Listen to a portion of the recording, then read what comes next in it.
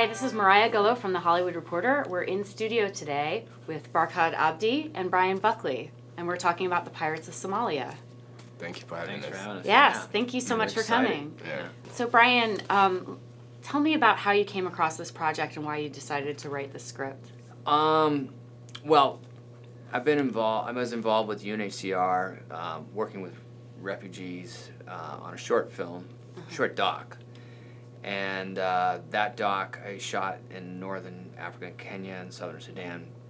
And ultimately, that film, we finished it, and the idea was to show the value of refugees to the world.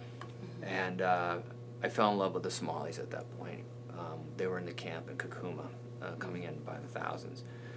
And when I was there, BBC was there, and their correspondents were saying that they couldn't go into Somalia at that time. It was too dangerous.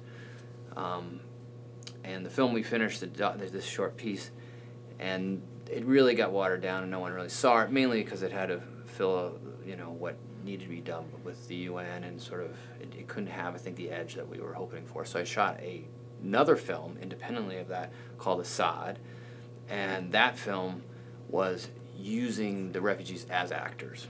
And then shot in South Africa, but the Somalis, and told the same, basically the story we tried to tell in the doc, but used them as actors and told the tale.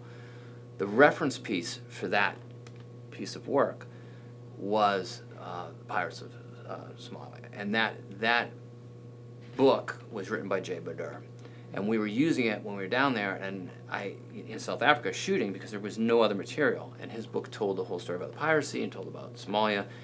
It was the only thing out there.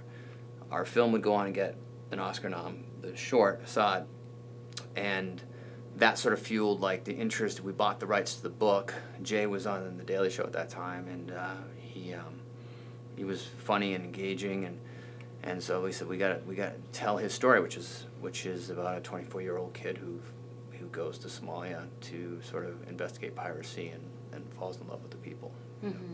And what made you decide to kind of bring Jay into it? I know you're saying that he's funny and engaging, and why did you decide it was best to just bring the author into the piece? Well, because his book, it was interesting because his book was about piracy, and it was about Somalia, and it was actually about the newfound democracy in Somalia. That was his real love. It was so interesting to me that he, in 25 pages of the book, or maybe the first chapter was about him. He didn't even want to write about himself. He cared so much about this other stuff. And he didn't go to journalism school. He was this kind he's like many of us, kind of you come out of college, you've made this career choice or lack of career choice, and you're stuck, and you're going, is this it? Am I done? Or I want to bring change, and I don't know how to do it. And this is one guy that actually, crazy as it was, he took it upon himself to bring change. He went there to sort of tell the truth. And didn't have a news organization behind him, didn't have anyone behind him, just went there, and that to me is inspiring, that we need that. I mean, right now, this time, never more important than right now, I think, to have people that take it upon themselves to expose things, in this world, and or help the world. And he was one of those people, Right. And what were some of the risks that you show in the movie of how, journalism can be used in different ways there's the whole kind of conflict between the danger of a Muslim country being represented in a negative light if you're doing these journalistic pieces on them. And can you just talk a little bit about? I can talk about. Unfortunately, and this was even going back to when I was working on the doc. People talked about Somalia in three ways. It was either Al-Shabaab, there was a famine, and there was piracy.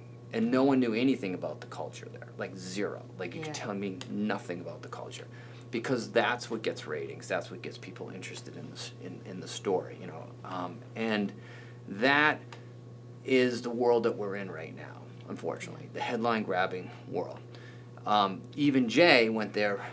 His intent was the democracy part, which was interesting to him, but really he knew piracy was his way in there.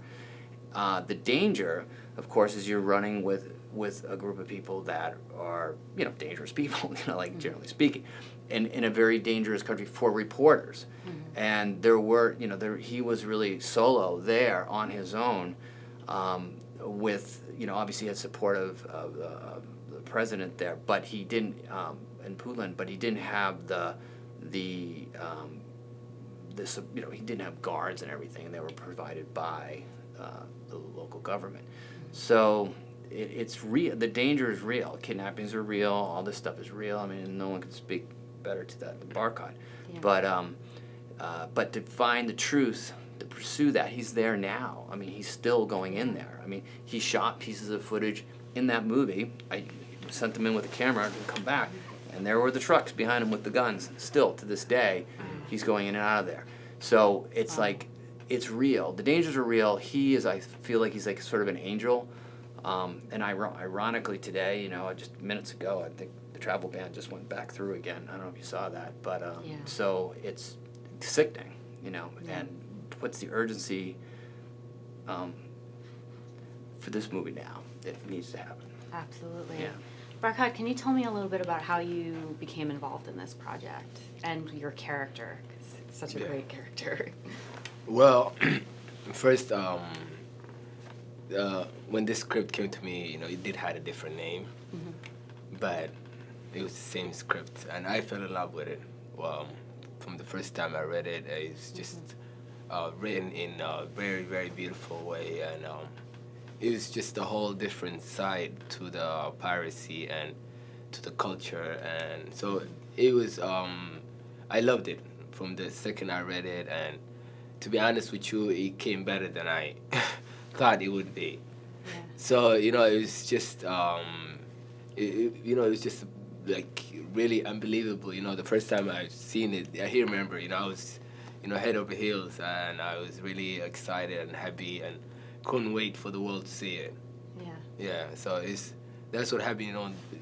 My agent sent me the script, and I liked it from right away, and I ended up speaking to Bryan. I got to know him. Then I already knew some of his work. I seen Asad, which was an amazing short film, and so it was really exciting. So we got to know each other from there, and we spoke on the phone, and he was just really a good person. So we went there, and we did it, and we got to know each other really well, and it was just a great journey, and I enjoyed working on this movie, and it was really great experience. What was this experience like working with Evan Peters? Because in your previous movie, Captain Phillips, you famously were not allowed to meet Tom Hanks until you were on set filming your scenes. Yes. So what was it like kind of having a different approach, like a different collaborative process with your co-star? Yes. Well, Evan is a great actor, and he's just an amazing human being as well. We first met at the airplane, actually, on our way to Cape Town, and it's kind of, while we was getting to know each other, we were shooting the movie. So, as you watch the movie, our chemistry is kind of building up as the movie goes, and that's somewhat was how our relationship was going. By the time the movie was over, we had a good relationship. We understood each other, and I think he did a phenomenal job in this movie. He did a great part in this movie, star in this movie for us. I enjoyed working with him. He's really a good person. Yeah. So this is basically kind of a period piece because it takes place in 2007, and it's interesting. There seems to be a lot of interest around this time period because it's such a crucial time period in modern history. The financial collapse, so many conflicts abroad. What is it like to kind of tell that story, but also kind of have a story that's so relevant to right now? It's interesting because, like, I know you're going like, is this now or is this that? Like, it just the cycles are so quick now. Like, that. And also, like, that doesn't seem like that long ago, but the technology obviously has changed a bit. This has changed, this or that has changed. You're taking like a semi-period piece, but I don't know, like, that sort of desperation that that I think in some ways exists now in a different form. Then it was financial. People came out of school and they were sort of stuck, or the world sort of collapsed and they had to rebuild their lives in this moment. Now I think it's more like a more political sort of situation currently, because you had, obviously at that point there was Obama had just come into office. But in this case, I think that there's a political sort of I gotta bring change sort of moment that I think people tap into. So it works on both levels, But it was interesting. But I think you come out of school, you want to bring changes. You want to do something. I think many people want that, and I think that's people relate to that now, know. And Somalia right now. I mean, politically speaking, awareness of Somalia is probably at an all-time high right now because of the stuff that's going on. So in essence, there's no better time to get to know the culture than it is right now. So I feel like that's good because I think people are open to that, And in the credits of your film, you list all of the cast members who are refugees. Why did you find it important to do that? Well, I even did it on the short, mainly to show that film is an ecosystem.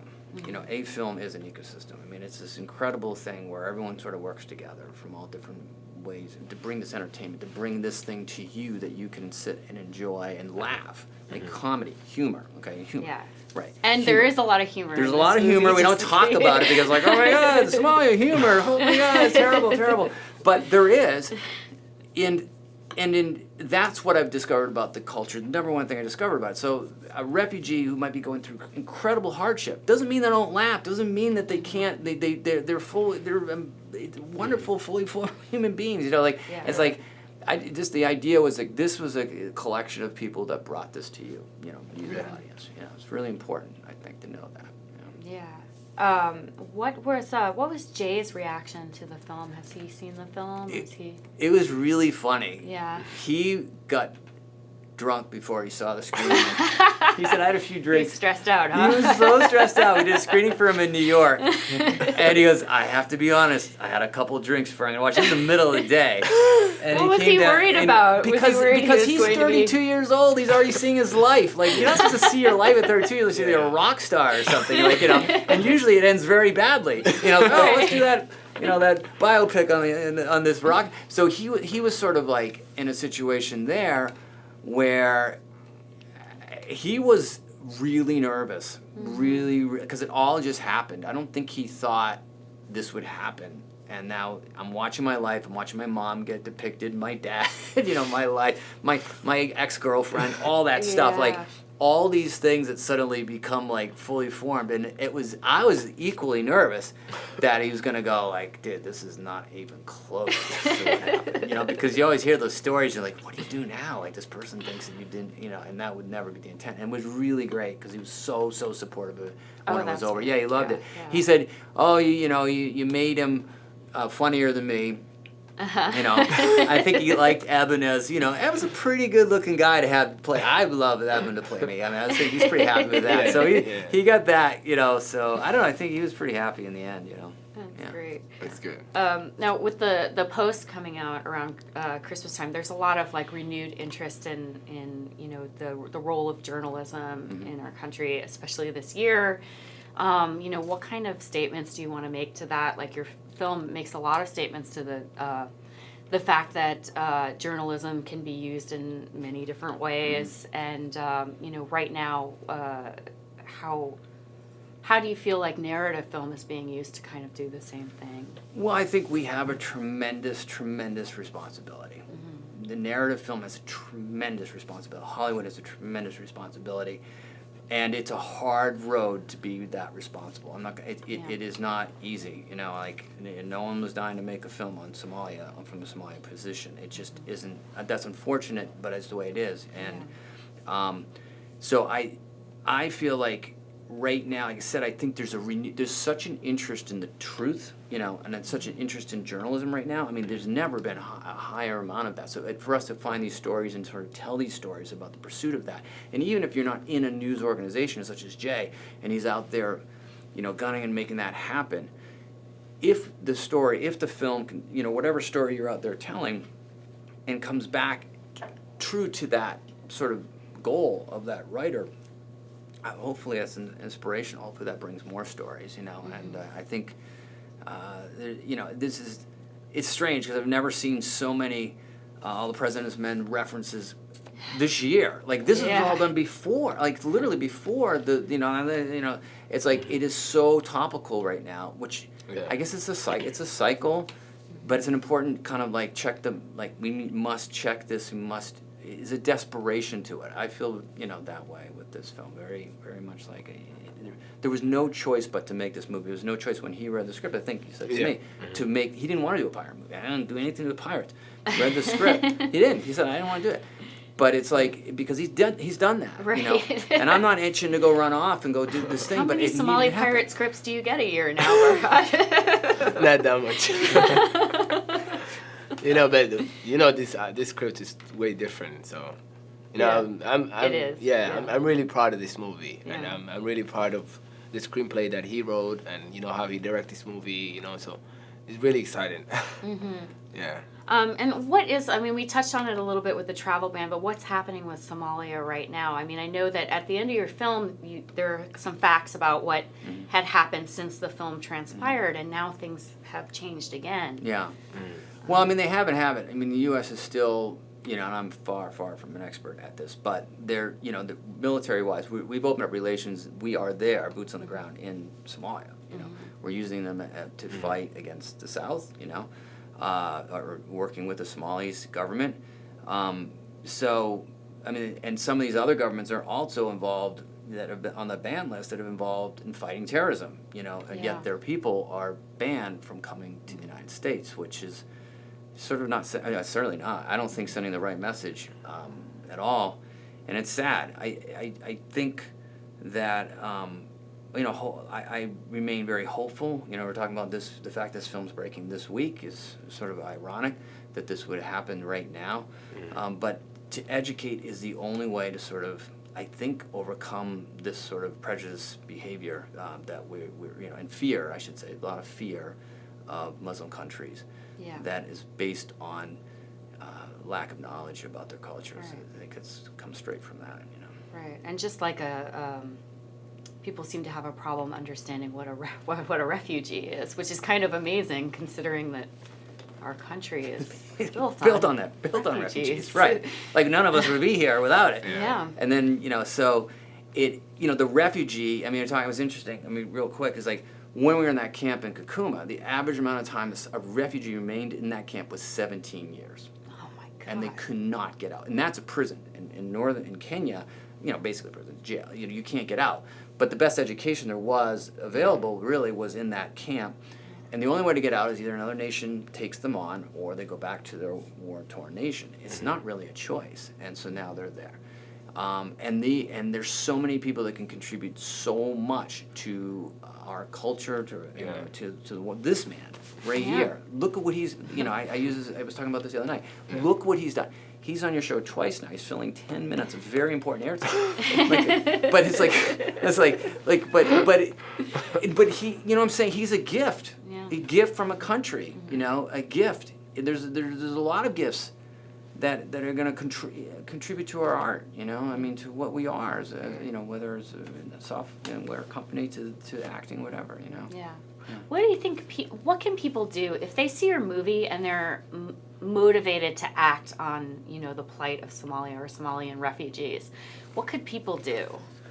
Well, I think, listen, it depends on what position they are in life, you know. Definitely, yeah, I think that really is wide open, right?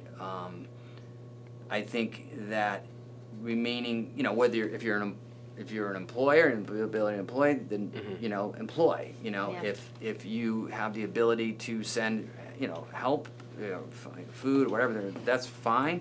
But I actually feel that, and obviously there's great crisis there, but I think really reaching out to your government and trying to get people to the U.S. government, whatever, to get them to open their eyes, to allow the travel ban, to me, is a really strong indication of what needs, that this is a very unhealthy thing for America. People should be able to move freely, We should be able to, you know, if you also look at another country, and I just, you know, screen films all the time, there's so many parts of the world, and not just Somalia. I mean, Somalia is just one place. Yes. There's one. That we just need to learn more about. Go to that country. Go find out about another culture. Yeah. Go create the movie. Go do the thing that's going to bring that change. You can do it. If Jay can do it, Yep. you know, if he's here, if I'm here, trust me, I can't speak for me. I can't speak for. We're all came from nothing basically, but we're That's able right. to sort of be in this moment and very appreciative of where we are now today. You know, so I think you can do it. You can bring change a lot easier than you think. You know, you don't need the big organizations. You don't necessarily have to go join the UN to make that change. You know. Yeah. That's an excellent quote. So I have 4 questions before we wrap up. It's first, best, last, worst. The first movie that inspired you to make films? For me, Yeah.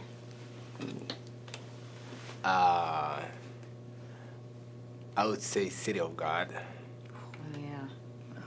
Yeah, I would say that movie.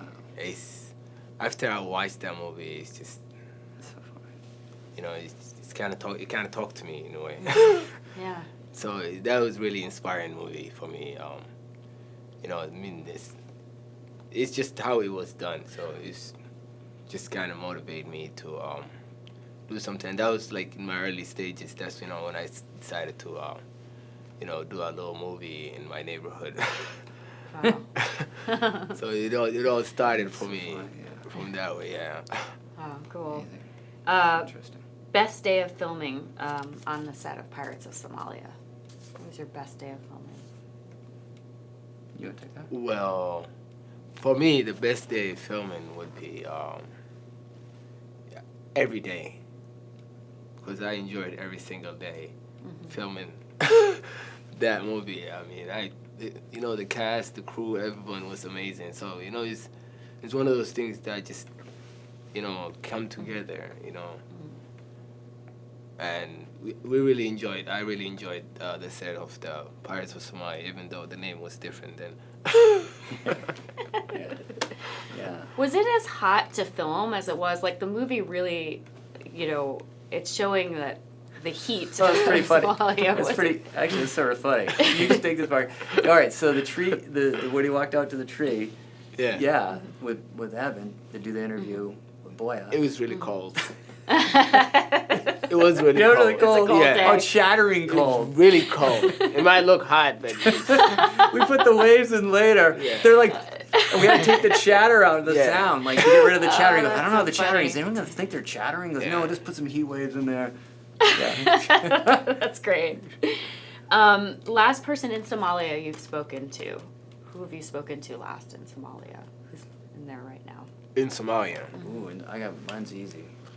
The last person in Somalia I spoke to was my my cousin.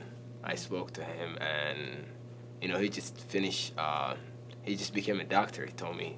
Oh. So I was really happy for him. I don't know exactly what kind of doctor he became, but it was really exciting. You know, he just finished doctor school in Somalia, and you know, I was really happy for him. So that was the last person. Ibrahim is his name. Excellent. Yeah. Mine's Jay.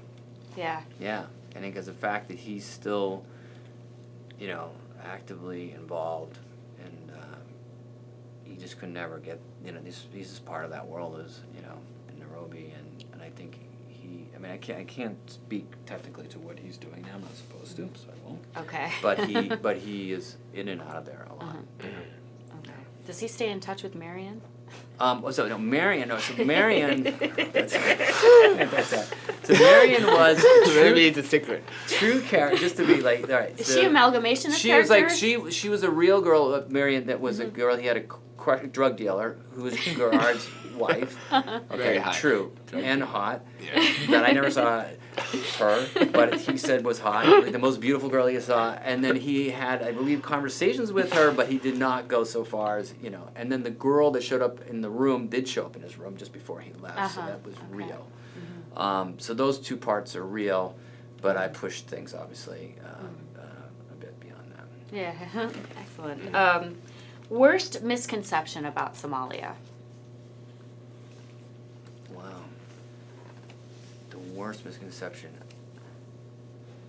I really think that there's strength of the Somali as a person, and beauty as a culture is completely not appreciated or understood. I think that the most inviting, warm people and I've met a lot of cultures that I've come across are Somalis. They brought me into their home when I was in the camp right away, to drink and hang out, insisted on this. And very open, warm culture. And that, we just don't, we see a certain part, and that to me is a misconception. So I'd say that's the greatest thing. With me, and this movie, I mean, I just want to add my 2 words in there. But basically what I'm trying to say is, whether it's Somali or not, it's every culture, need to be understood, and it's never how it seems, and how people portrays it. People can say, oh, that country or that people are like that, and but until you take the risk and go like Jay and go to that culture and understand them, you shouldn't be judging people. Yeah, it's a dangerous. Yeah, so that's the main point of our film, is I believe, and it's that goes to a lot of different cultures. It's, you can say that a lot of different people, honestly. Yeah. Yeah, it's easy. It's easier, again, if you look at film, to take the obvious road. It's harder to go the other road. It's a much more difficult road of it showing the warmer side of things. Yeah. That's, or to go under there, it takes a lot more work. But I think to your point, pick your culture. You could find it. You can. I just happen to be obsessed with Somalia. Yeah, but every people have the good, the bad, and the middle. Just like you walk into a second grade class, and then you see the 2 smart ones, a few dumb, and the middle. Right. Never talk to the first person talks to you. Yeah. So it's, it just don't hang with them. That's always trouble.